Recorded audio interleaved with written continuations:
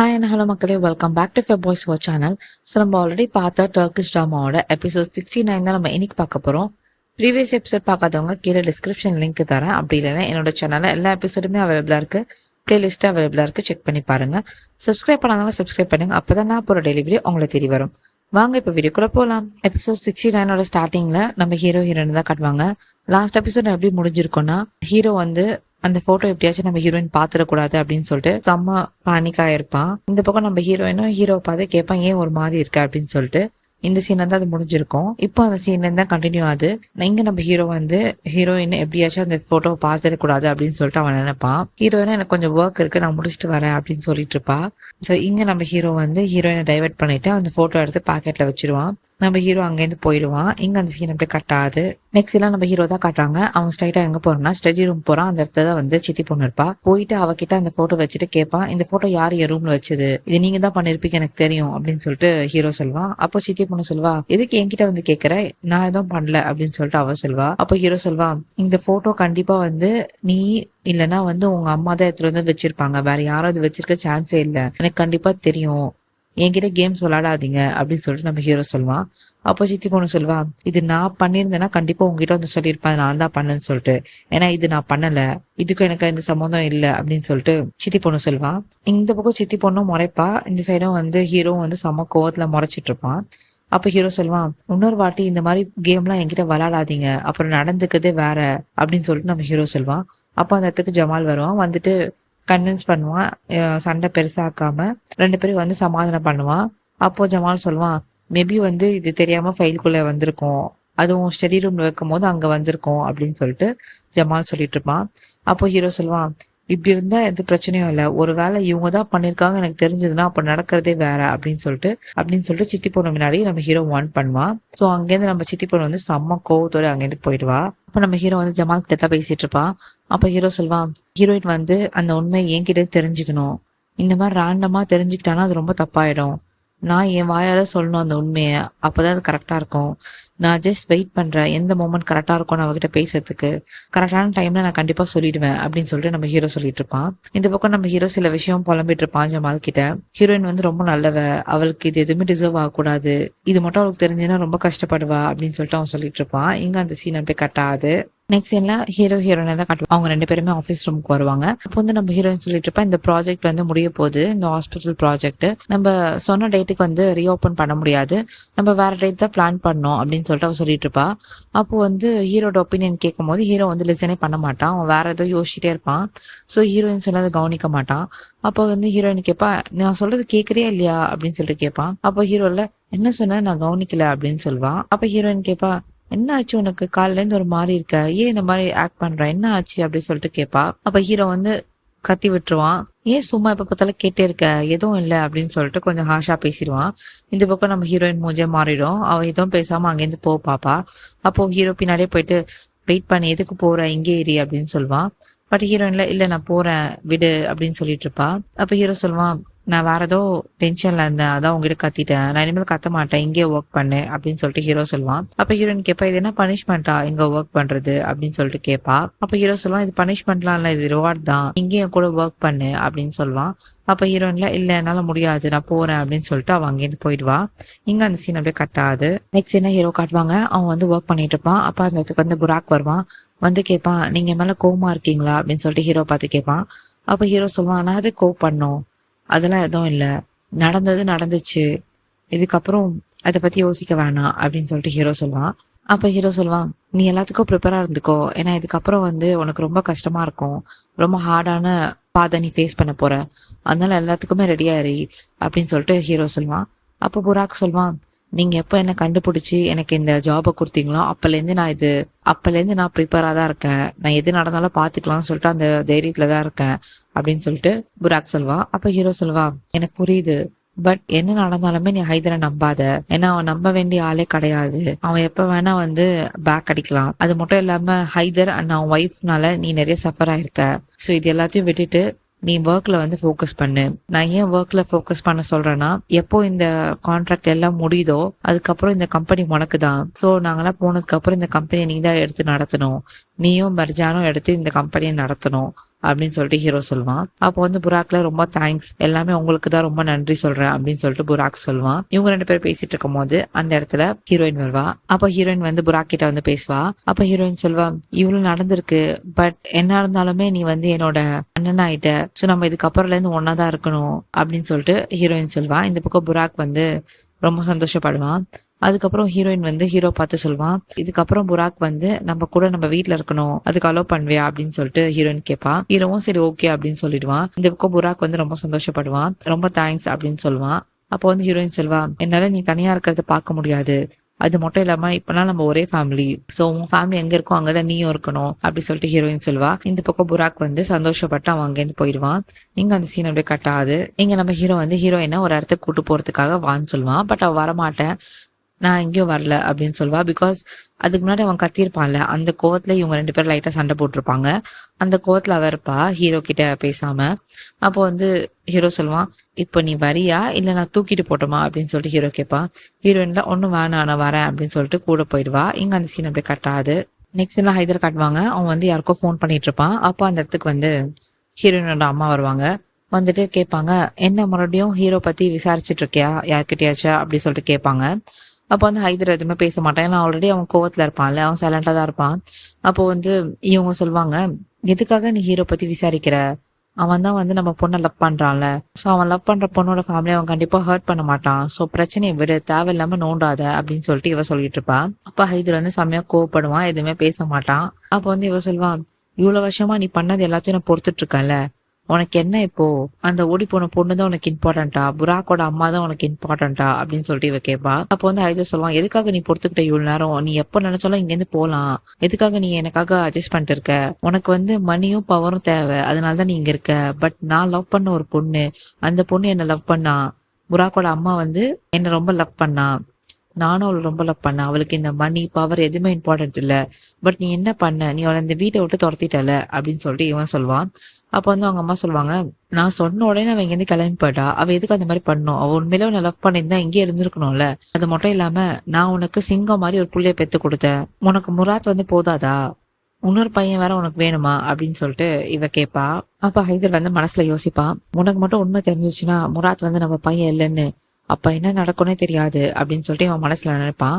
நினைச்சிட்டு இவன் வந்து ஒரு விஷயத்த சொல்லுவான் அவங்க ஒய்ஃப் கிட்ட, நான் முராத்தை என்னைக்குமே என் பையனா நினைச்சது இல்ல, பையனா நினைச்சு லவ்வும் பண்ணதில்ல, தேவையில்லாம என்னோட வாயை கிளறாத, அதுக்கு சொல்லக்கூடாத விஷயத்த சொல்லி உன்னை ஹர்ட் பண்ணிட்டு போறேன் அப்படின்னு சொல்லிட்டு அவன் அங்கேருந்து போயிடுவான். இங்க அந்த சீன் அப்படியே கட் ஆகுது. நெக்ஸ்ட் என்ன ஹீரோ ஹீரோயின் தான் காட்டுறாங்க. நம்ம ஹீரோயின்காக வந்து நம்ம ஹீரோ வந்து ஒரு லஞ்ச் வந்து ப்ரிப்பேர் பண்ணி வச்சிருப்பான். சோ அப்ப ஹீரோயின் வந்து கேட்பா, என்னது இது அப்படின்னு சொல்லிட்டு. அப்ப ஹீரோ சொல்லுவான், இல்ல நான் இது உனக்காக தான் பண்ணேன், நம்ம 2 பேரும் தனியா டைம் ஸ்பெண்ட் பண்ணலாம்னு சொல்லிட்டு அப்படின்னு சொல்லிட்டு இவன் சொல்லுவான். அப்ப ஹீரோயின்ல அப்ப ஹீரோ வந்து நான் உன்னை ரொம்ப லவ் பண்றேன் அப்படின்னு சொல்லிட்டு சொல்லுவான். இந்த பக்கம் ஹீரோயின்ல, நான்லாம் சொல்ல மாட்டேன்ப்பா, நான் சொல்றதுக்காக நீ வெயிட் பண்ணு அப்படின்னு சொல்லிட்டு நம்ம ஹீரோயின் சொல்வா. ஹீரோல சரி ஓகே நான் வெயிட் பண்றேன், எனக்கு ஒன்னும் பிரச்சனை இல்ல, வந்து உட்கார அப்படின்னு சொல்லிட்டு டேபிள்ல உட்கார வைப்பான் நம்ம ஹீரோ.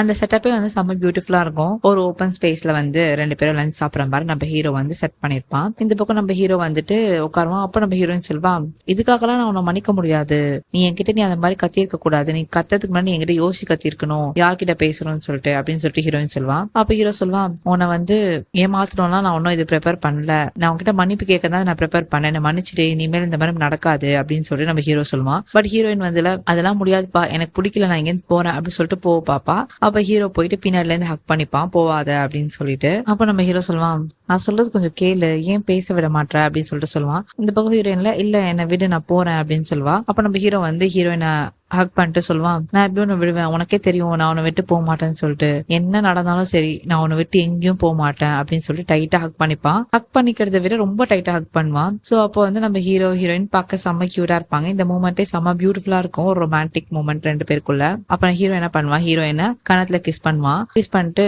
ஹக் பண்ணிப்பான். அந்த ஒரு மூமெண்ட் எப்படி இருக்கும்னா, 2 பேருமே வந்து ஃபார் எவர் அந்த மாதிரி இருக்கும், லைக் கடைசி வரைக்கும் இவங்க வந்து ஒன்னாதான் இருப்பாங்க அந்த மாதிரி ஒரு ஃபீலை கொடுக்கும். ஸோ ஹீரோ அப்படி நினைச்சிட்டுதான் வந்து ஹக் பண்ணுவான் ஹீரோயினை.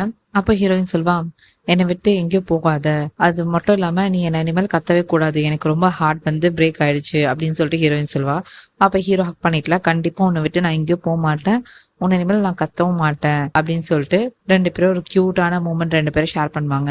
அப்ப ஹீரோ வந்து ஹீரோயினோட ஃபோர்ஹெட்ல கிஸ் பண்ணுவான். இந்த மூமெண்ட்டே செம்ம பியூட்டிஃபுல்லா இருக்கும். அப்படியே பின்னாடி பிஜிஎம்லாம் போவோம், நல்லா இருக்கும் பார்க்கும்போது. ஸோ இங்க அந்த சீன் அப்படியே கட்டாது. நெக்ஸ்ட் சீன்ல சித்தி பொண்ணு தான் காட்டுவாங்க. அவ வந்து அந்த பக்கம் டல்லா உட்காந்துட்டு இருப்பா. அப்போ வந்து ஜமால் போவோம், போயிட்டு கேப்பா சித்தி பொண்ணை பார்த்து, நீ தான் அது பண்ணன்னு எனக்கு தெரியும், ஹீரோனோட அண்ணன் போட்டோ நீ தான் அங்க வச்சிருக்க, எனக்கு கண்டிப்பா தெரியும், அந்த வேலை நீ தான் பண்ணிருப்ப அப்படின்னு சொல்லிட்டு ஜமால் கத்துவான். அப்போ வந்து சித்தி பொண்ணு கேப்பா, என்ன வேற என்ன பண்ண சொல்ற, எனக்கு ஹீரோ ரொம்ப பிடிச்சிருக்கு, ஹீரோயினாலதான் அவன் இந்த மாதிரி இருக்கான் அப்படின்னு சொல்லிட்டு அவ சொல்லிட்டு இருப்பா. அப்போ ஜமால் கத்துவான், தயவு செஞ்சு நீ விட்டுரு, அவங்க 2 பேரும் ஒருத்தர் ரொம்ப லவ் பண்றாங்க, ஹீரோவோட லைஃப்ல ஹீரோயின் மட்டும் தான் இருப்பா, வேற யாருக்கும் இடம் கிடையாது, நீ இந்த மாதிரி ஃபாலோ பண்றது இந்த மாதிரி பண்றதுனால எதுவும் யூஸ் கிடையாது, அவங்கள டிஸ்டர்ப் பண்ணாத அப்படின்னு சொல்லிட்டு ஜமால் கத்துவான். இந்த போ சித்தி பொண்ணு கேட்கவே மாட்டா, எனக்கு ஹீரோ தான் முக்கியம், நான் அவனுக்காக தான் இவ்வளோ பண்றேன், அவன் தான் என் லைஃப்ல இம்பார்ட்டன்ட், உனக்கு என்ன தெரியும் லவ்வை பத்தி, நீ யாராச்சும் பண்ணியிருந்தா தானே உனக்கு லவ்வை தெரியும் அப்படின்னு சொல்லிட்டு சித்தி பொண்ணு சொல்லுவான்.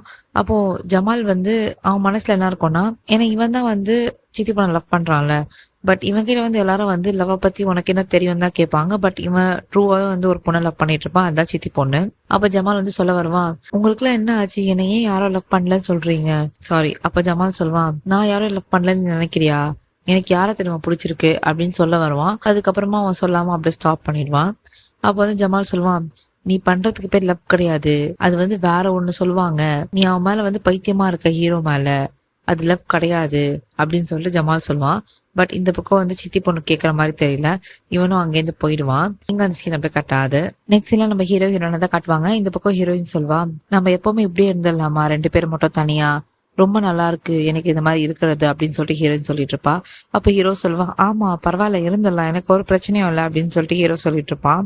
அப்ப ஹீரோயின் சொல்வா, நான் ஃபர்ஸ்ட் டைம் உன்னை பார்த்தேன்ல அந்த போட்ல, அப்பவே எனக்கு தெரியும் நீ தான் என் டெஸ்டினியா இருப்பேன்னு சொல்லிட்டு அப்படின்னு சொல்லிட்டு இவ சொல்வா. இந்த பக்கம் ஹீரோ சொல்லுவான், எனக்கும் உன்னை ஃபர்ஸ்ட் டைம் பார்க்கும்போது என்னோட சைல்ட்ஹுட்ல நான் ட்ரீம் பண்ண அந்த பொண்ணு வந்து நீயா தான் இருப்பேன்னு நினைச்சேன் அப்படின்னு சொல்லிட்டு ஹீரோ சொல்லுவான். இங்க 2 பேரும் வந்து பேசிட்டு இருப்பாங்க. அப்ப ஹீரோ வந்து ஹெட்ஃபோன் மாட்டிப்பான். அப்ப ஹீரோயின்ல என்ன பண்ற அப்படின்னு சொல்லிட்டு கேட்பா. ஹீரோயினுக்கு ஒரு ஹெட்ஃபோன் கொடுப்பான், கொடுத்துட்டு வா நம்ம டான்ஸ் ஆடலாம் அப்படின்னு சொல்லிட்டு கையை கொடுப்பான். இந்த பக்கம் 2 பேரும் செம்ம பியூட்டிஃபுல்லா டான்ஸ் ஆடுவாங்க. உங்களுக்காக சில பிக்சர்ஸ் வந்து காட்டுறேன், என்னால வீடியோவா காட்ட முடியாது, ஸோ பிக்சர்ஸா பாருங்க அவங்க டான்ஸ் ஆடுறது. அப்போ 2 பேருமே வந்து செம்ம கியூட்டா வந்து டான்ஸ் ஆடுவாங்க. இங்க வந்து ஹீரோ ஹீரோயின் 2 பேருமே பார்க்க செம்ம அழகா இருப்பாங்க. அப்ப ஹீரோ வந்து ஃபோர்ஹெட்ல கிஸ் பண்ணுவான்.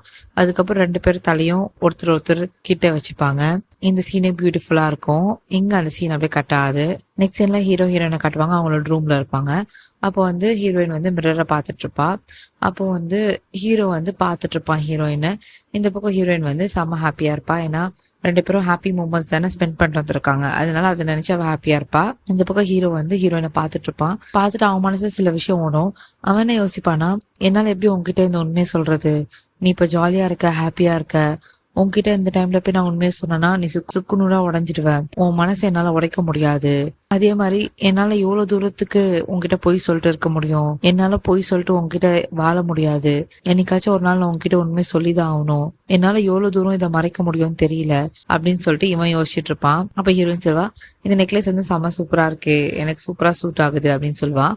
அப்ப ஹீரோ வந்து ஹீரோயின் பின்னாடி ஹக் பண்ணிட்டு அவன் சொல்லுவான், ஆமா இது உனக்கு ரொம்ப நல்லா இருக்கு அப்படின்னு சொல்லிட்டு அவனும் சொல்லுவான். இந்த பக்கம் ஹீரோயின் சொல்லுவான், எனக்கு இது ரொம்ப பிடிச்சிருக்கு, நம்ம 2 பேரும் கூட பார்க்க ரொம்ப அழகா இருக்கும் ஒன்னா இருக்கும் போது, அதே மாதிரி ஆதிஷ் மர்ஜான் நம்ம 2 பேர் பேரை வந்து எப்பவுமே எல்லாரும் வந்து ஒன்னாதான் சொல்லி கூப்பிடுவாங்க, கடைசி வரைக்கும் நம்ம பிரிக்கவும் முடியாது, நம்மள யாருமே நம்ம எப்பவுமே ஒன்னாதான் இருப்போம், இந்த உலகத்துக்கு நம்ம வந்து ஒரு ரோல் மாடலா இருக்க போறோம், லவர்ஸ்னா இப்படிதான் இருக்கணும், இப்படிதான் லவ் பண்ணோம், இவங்கள பார்த்து கத்துக்கணும்னு சொல்லிட்டு அந்த மாதிரி ஒரு ஸ்டேட்ல நம்ம இருக்க போறோம் அப்படின்னு சொல்லிட்டு ஹீரோயின் இங்க ஹாப்பியா வந்து ஹீரோ கட்டி பிடிச்சிட்டு சொல்லிட்டு இருப்பா.